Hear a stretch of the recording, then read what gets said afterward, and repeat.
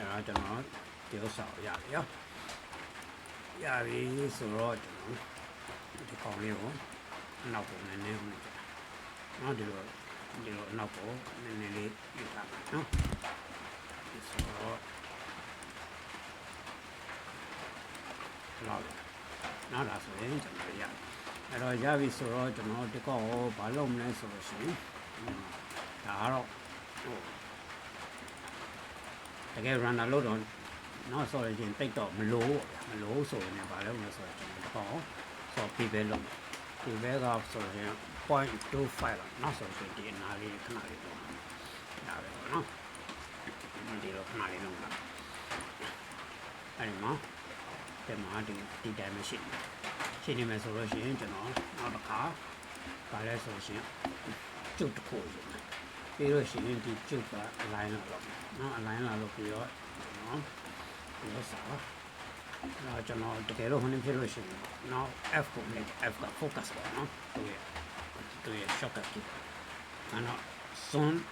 zone in zone slap နော်ဆိုလို့ရှိရင်studio max မှာဆိုလို့ရှိရင်နော် C ကိုနှိပ်ရမယ် Z ကိုနှိပ်ရမယ်ဆိုတော့ဒီမှာဆိုလို့ရှိရင်နော်ကျွန်တော်တို့ပါလဲဆိုလို့ရှိရင် F ကိုနှိပ်ရမယ်နော် zoom in မှာတော့ auto test မှာဆို zone is camera နော်ဆိုတော့အဲ့တော့ zone is camera ကျွန်တော်ဒီပုံစံမျိုးရှိအဲ့တော့ဒါတွေကကျွန်တော်တို့ command တွေပဲပေါ့နော်ဆိုတော့ဒီကောင်ကကျွန်တော် V နှိပ်ပြီးတော့ဒီမှာလဲဆိုလို့ရှိရင်ကျွန်တော် C နှိပ်ပြီးတော့ဒါဆိုလို့ရှိရင်ကျွန်တော်ရပြီဆိုတော့ဒါကတခုဒါအကုန်လုံးတော့ဟိုဆိုတော့ကျွန်တော် object တွေကိုဆွဲတာကိုနောက်ပိုင်းမှာအသေးချာပြမယ်ဘယ်လို detail ဆွဲတယ်ပေါ့နော်တကောင် rush ပေါ့တကောင်ခတ်နေတယ်ခင်ဗျားတို့နိုင်ပိုင်းတွင်းဒါတွေဆွဲနေအောင်နော်နိုင်ပိုင်းတွင်း0.25ဆိုလို့ရှိရင်ဒါရပြီဆိုလို့ရှိရင်ကျွန်တော်ဒီကောင်ကိုလည်းကျွန်တော် copy ပွားမယ်ဆိုလို့ရှိရင်ဒါ control D နဲ့ကျွန်တော် copy ပွားပြီးပါပြီဆိုလို့ရှိရင်ဒီမှာ rotate မှာဒီကောင်ကဘာလဲဆိုလို့ရှိရင်90 degree ပေါ့နော်ဆိုတော့ -90 ပဲဖြစ်ပါပဲ +90 ပဲဖြစ်ကျွန်တော်အဲ့တော့ဒီဥစ္စာကကျွန်တော်နည်းနည်းလေးကြည့်လို့ကောင်းနော်ကြည့်လို့ကောင်းဆိုတော့ကျွန်တော်ဒီမှာဆိုတော့ကျွန်တော်သဘောရဆိုလို့ရှိရင်ဒီဥစ္စာကိုကျွန်တော်ဖြတ်ပြတာနော်ဥစ္စာပါတော့မလိုအပ်တဲ့ polygon တွေအများများနေလို့ရှိရင်ကျွန်တော်တိုက်ပြီးတော့မကောင်းဘူးနော်ဆိုတော့ရှင်ကျွန်တော်ဒီမှာဘာလို့ sorry C ကိုကျွန်တော်ဖြည့်ပြီးတော့ကျွန်တော်ဘာလဲဆိုရင်ဒီလို dress ဆွဲလိုက်ဒါဆိုလို့ရှိရင်ကျွန်တော်ရတယ်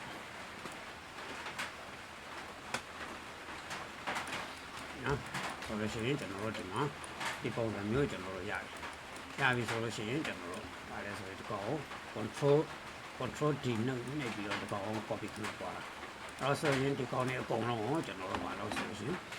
အားလို့ဆိုရင် combine လုပ်နော် combine လုပ်နော်ဆိုရင်ဒီ tools အကုန်လုံးကျွန်တော်ပေါ့ပြီးတင်ပေးထားတယ်နော်ဒါတွေကိုပြန်မျိုးကြည့်ဆိုလို့ရှိရင် combine လုပ်ပြီးကျွန်တော်ဘာလို့မ history ဖြတ်မှာဘာလို့ဆို history ဖြတ်မှာဆိုတော့အဲ့အကြောင်းမျိုးတီးကြကျွန်တော်ရှင်းပြထားတာရှိတယ်နော်တီးကြရှင်းပြထားတာရှိတယ်အဲ့တော့ဆိုလို့ရှိရင်ကျွန်တော်တို့ဒီ front view ကိုကြည့် wireframe နဲ့ကြည့်ပြီးတော့ဆိုလို့ရှိရင် control D ပေါ့နော်ဆိုလို့ရှိရင်ကျွန်တော်တို့ဒီလိုပုံစံမျိုးကျွန်တော်တို့ဖြစ်မယ်ဒီပုံစံမျိုးဖြစ်မယ်ဆိုတော့ရှင်ဒီကောင်အဲ့တော့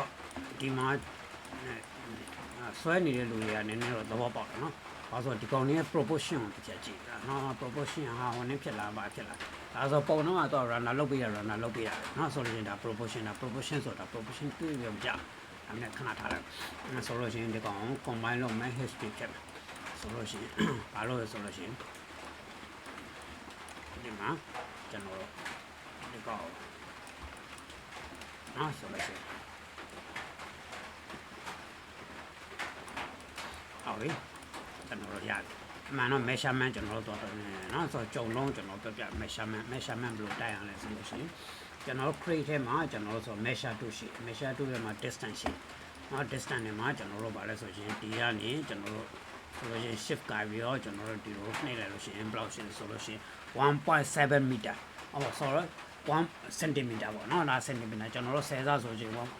ဆိုလို့ရှိရင်ဒီလိုမျိုးကျွန်တော်တို့ဖြစ်ဒါကကျွန်တော်တို့နောက်ပိုင်းမှာအတိအကျဆွဲတဲ့အခါမှာဒီ measurement ကိုသုံးမယ်အခုတော့ကျွန်တော်တို့ဗာလဲဆိုဒီ measurement ကိုကျွန်တော်တို့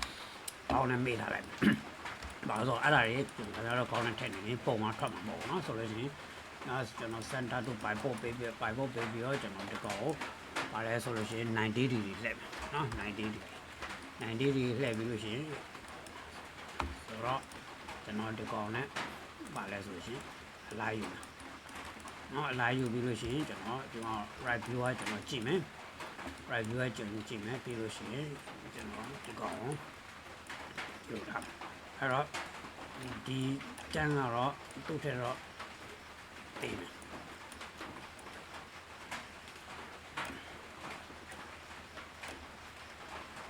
ဆိုတော့ကျွန်တော်ရပြီဆိုတော့ဒီကောင်ကအရှိမကျွန်တော်တို့တန်း control D နောက်မှာကျွန်တော်တို့တန်းပါနောက်ဆိုလို့ရှိရင်နောက်မှာတန်းကျွန်တော်တို့ပြီးလို့ရှိရင် control D နဲ့ကျွန်တော်တို့ပြန်ရောက်နေဖြစ်မယ်control D နဲ့ကျွန်တော်ပြန်ပြီးတော့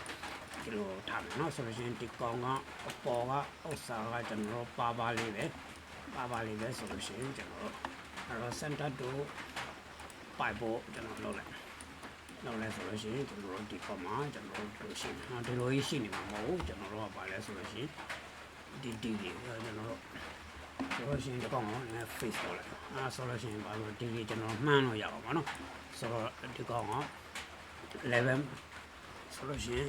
11ကျွန်တော်တို့ဖြစ်နေဟုတ်ပြီနော်ဆိုလို့ရှိရင်ကျွန်တော်တို့ control D နဲ့ကျွန်တော်တို့ဒီကောင်ကိုပြန်လုပ်မယ်ပြန်လုပ်ပြီးလို့ရှိရင်ဒီ11ကိုကျွန်တော်တို့0ပြန်ထားမယ်ပြီးလို့ရှိရင်ကျွန်တော်တို့ဒီလိုပေါ့ဒီကောင်က90 dB အဲ့တော့ဆိုလို့ရှိရင်ဒီပြားကကျွန်တော်တို့ပုံပြီးတော့ကျွန်တော်တို့တည်တယ်နော်ဆိုလို့ရှိရင်အဲ့တော့ဒီမှာကျွန်တော်ဘာဖြစ်မလဲဆိုတော့ဒီလိုကျွန်တော်တို့ဝန်နေဆိုလို့ချင်းသွားပြီးတော့တချို့တွေကတော့ဘယ်လိုလုပ်လဲဆိုတော့ဒီလိုပဲဆွတ်ထည့်လိုက်တော့ဗျာဒါလည်းရတယ်နော်ဒါလည်းရတယ်တခါလေးရလို့ရှိရင်ဒါလည်းရတယ်ပြဿနာမရှိဘူးဒါနဲ့စစချင်းမှာလောလောဆယ်မှာတော့ကျွန်တော်တို့ဒီပုံစံနဲ့မှကျွန်တော်တို့ဆွတ်ထည့်လိုက်ဘာလို့ဆိုခင်ဗျားတို့အစားကောင်းတဲ့ဟိုဘယ်လိုပြောမလဲစဆွဲတဲ့ဥစ္စာဆိုတော့တိုက်ပြီးတော့ပညာသားတွေတိတ်ပါနေလို့မရဘူးเนาะဆိုလို့ရှိရင်ကျွန်တော်တို့4မှာကျွန်တော်တို့ဒီဥစ္စာ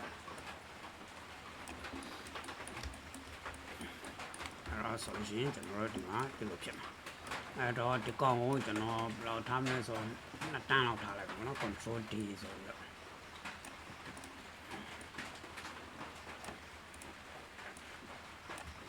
ဒါဆိုလို့ရှိရင်ကျွန်တော်တို့ဒီလိုခုံကအကြံဖြုတ်လိုက်ဘာဖြစ်လို့လဲဆိုတော့အောက်ကကောင်တော့ကျွန်တော်ထားစေအောင်လို့မြင်မှမဟုတ်တဲ့တော့เนาะဆိုလို့ရှိရင်အပေါ်ကကောင်တော့ကျွန်တော်ဒီလိုထားတာကောင်းတယ်เนาะဆိုလို့ရှိရင်